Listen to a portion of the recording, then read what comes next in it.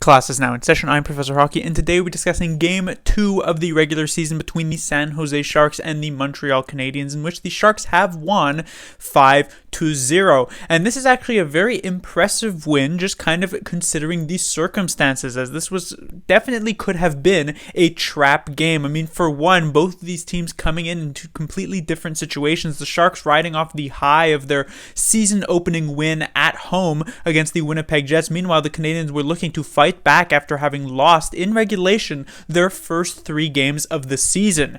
The Sharks, this was actually also the first game of a road trip that saw them fly from San Jose all the way across the continent to Montreal, which is a pretty long flight with a 3-hour time zone difference, and they only had a couple of days off between these games. And so it would not have been too much of a surprise to see the Sharks start off this game sluggish and maybe fall behind a bit early, if not just lose the game in general. But instead, the Sharks do the exact opposite of that. They get the first goal of this game, actually the first 2 goals of this game, within just the first 4 minutes of it. At first, it seemed as though Timo Meier scored and then Jonathan Dahlen scored, but it turns out that Dahlen actually got both of those goals, so his first and second career NHL goals. And having watched him just in the previous game against the Winnipeg Jets, it's no surprise that those goals came quickly because of how impactful Dahlen has been for the Sharks thus far. The first period was not then yet over, as the Sharks would play quite well for that first period, and in the last couple of minutes would get another,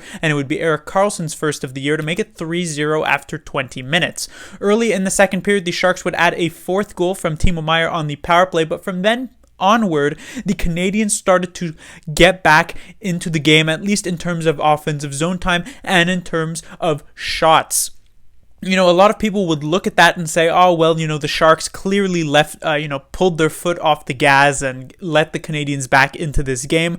But it should be noted that there are 2 teams playing every single hockey game. And so, yeah, you could say there is an element of the Sharks letting off the gas, but there's got to also be an element of the Canadiens actually sort of beginning to pour it on and waking up in this game. And as I said, the Sharks had to deal with some difficult out of the game situations with the travel situation. And so it was always going to be a relatively difficult game just because of that. And the Sharks responded well, even though the Canadiens at that point on in the second period really began to take over the game. The Sharks didn't really give them much opportunities. They just weren't getting many opportunities themselves. And so by the end of the second period, the game was still 4-0, even if the Canadiens got the lion's share of the chances in that middle frame. Come third period, the Canadiens were still seemingly the better team. The ice was still slightly tilted towards them, but the Sharks still doing a very good job at shutting down any real chances, and would eventually add yet another power play goal, this one from Kevin Labanc, on top of that, to make it a clean 5-0 win and secure Aiden Hill's first shutout as a San Jose Shark in just his second game as a San Jose Shark. Moving on to the lineup, we will once again be discussing many of the players here, and we have to start off once again, of course, with the first line. Meier, Couture, and Dahlen were far and away, once again, the best line for the San Jose Sharks. While it was somewhat close-ish in the previous game against the Winnipeg Jets, here tonight it wasn't even a contest. This first line made the other 3 lines look like AHL players, but just how much more ahead these 3 players were than everybody else on the Sharks roster. Couture has been an absolute driving force thus far, probably been the Sharks' best player through these first couple of games. Timo Meier has looked like he's rebounded fantastically since the previous season, and of course Dahlen has fit in outstandingly here at the NHL level in just his first couple of games.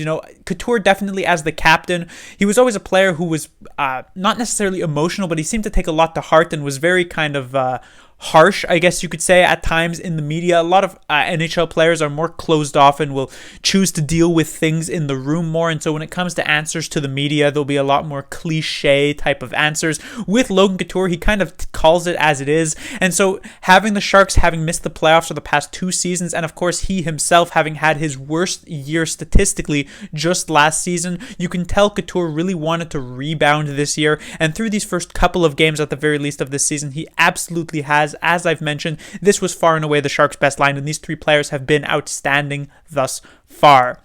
Past that point, however, there has been slightly more disappointments. If I'm taking a look at the second line, this is one that's definitely going to need a bit more time to mature. Obviously, these three players haven't played a ton with each other. Obviously, Eklund is completely new to the NHL level. So while Dahlin is also completely new to the NHL level on that first line, at least Couture and Meyer had pre-chemistry from previous seasons compared to Hertl and Balcers, who really didn't spend that much time together last year. Usually Balcers was either in that first line with Couture or even found himself on the third line still away from Hertl because Hertl was playing so consistently with Evander Kane last year. And so this second line definitely going to need a bit of time to develop. Hertl seems like he's playing pretty well, but it kind of reminds me of what Hertl was doing last season, where he just doesn't seem as engaged as I would like to see him in some of these games. Still making some nice defensive plays and some decent offensive plays, but I feel like there's that extra gear that he could get to that it just hasn't really happened yet through these first couple of games. When it comes to Balcers, I find that there just needs to be a bit more confidence to his game. He played like a very solid level last season, and here in this first couple of games, he obviously scored a goal last game, so there can't be too much bad to say about him, and he came very close to another one here tonight, but I just need to see a slight more consistency in his game. When it comes to William Eklund, who is of course one of the biggest question marks here for the San Jose Sharks, as a lot of people are watching him to see what he can do, what I can say is that the moment Eklund is able to put all of his sort of attributes together on the ice, he's going to be an absolutely outstanding NHL player. But right now, he still has very, very raw skill and very, very raw talent, which just needs to be given a bit of time to develop. There's probably a good 5 or 6 times during this game where Eklund made some incredible, amazing level pass or maneuver on the ice that just separated himself, made him look like a Connor McDavid-esque, or maybe not that much, but an elite type of player. But these plays, were here and there scattered across, and just generally through the full game, he wasn't necessarily a super effective player, but those few passes definitely inspire a lot of hope. I mean, there was such an easy one where he brought 2 Canadian defenders right near him on this sort of 2-on-2 play with Rudolph Balcers that allowed Balcers to get a pseudo breakaway in against Jake Allen and almost score there. There was another between the legs pass that was also very, very nice. There was this play behind the net where he's pressured by one Canadiens player and he's able to get the pass very nicely away to Tomas Hertl away from pressure. So there were a lot of very clean, small plays made by Eklund, and as I said, once he manages to put that all together, he will be a fantastic player for the Sharks in the future. On to the bottom 6 players for the San Jose Sharks, these 2 third and fourth lines. These 2 were not particularly great in this game. Obviously, the first period was very effective for the Sharks and looked very, very good, but from the second and third period, the Sharks definitely were hemmed in their zone a lot, and the third and fourth lines were definitely the biggest culprits of this, I would say. When it comes to the third line, Nick Bonino not doing too well. Matt Nieto as well was definitely a big part of that, and LeBanc too. This third line just don't really seem to have a ton of chemistry together, which also isn't necessarily too surprising. Nieto and LeBanc didn't play much together last season. Nick Bonino is a completely new arrival for this year, so it's not too surprising that there's not really much connection between these 3 players, but hopefully something like that can clean itself up as we move forward on, because of course with this 5-0 victory, I suspect there won't be any real lineup changes going on into the next game, because it'd be kind of weird if you changed a winning formula, and so this third line should still be together for that, so hopefully they can clean things up a bit, and the same would go for the fourth line. All of these are completely new San Jose Sharks players, and they were definitely hemmed in the zone a ton, didn't really get too much offensive chances, just kind of found themselves defending a lot and not doing a fantastic job at it, though I will say, obviously I brought up earlier on in the game that while the Canadiens were getting a ton of offensive zone time, they weren't necessarily getting too many dangerous chances, so I guess you have to give at least a bit of credit to those bottom 6 lines that while they were those bottom 6 players, that while they were unable to actually clear the zone very effectively, they were keeping the Canadiens to the perimeter more often than not.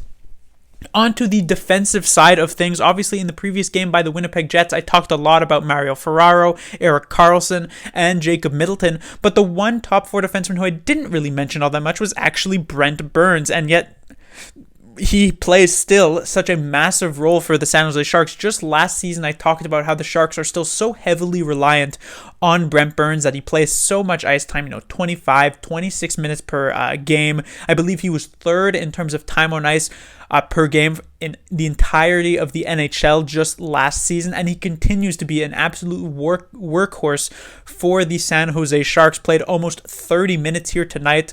It was up at like 26, 27 minutes or so, and he plays in every single situation. So even though Brent Burns continues to get up there in age, I believe now 36 years old at this point during this season, he continues to just play a ton of minutes for the Sharks and do so rather effectively. I should also note the rebound of this bottom pairing for the San Jose Sharks. Both Vlasic and Shemek made up a pairing that was very, very ineffective in the previous game against the Winnipeg Jets. Here tonight, maybe the competition wasn't as stiff against the Montreal Canadiens, but it should be noted, obviously, credit where credit is due, that these two players definitely had much improved games from the previous one. And then when it comes to the goaltender, it is, of course, Aiden Hill. A bit of a rough start to that previous game against the Winnipeg Jets, but he definitely cleaned it up as the game went on. And here tonight, obviously, a stellar performance, made multiple huge saves for the San Jose Sharks. While they didn't give up a ton of chances to the Canadiens, there were still a few very good opportunities and a few very good saves from Aiden Hill. There was one on a breakaway from Josh Anderson where he keeps it, as I believe at the time it was a 3-goal lead for the San Jose Sharks. There was a very nice glove save as well right off the face-off. So Aiden Hill, when he was called upon in this game, it didn't happen a lot, but when he was called upon in this game, he came up with the save, which is you could say a very nice change of pace from the past couple of years for the San Jose Sharks, where Martin Jones would occasionally be able to come up with that save, but more often than not would end up letting up a goal, which could definitely deflate the confidence of the San Jose Sharks during these more closer games. But that will do it for this review. The Sharks will be back in action on Thursday, they will take on the Ottawa Senators.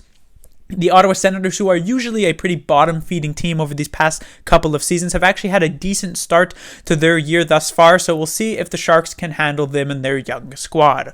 Class dismissed.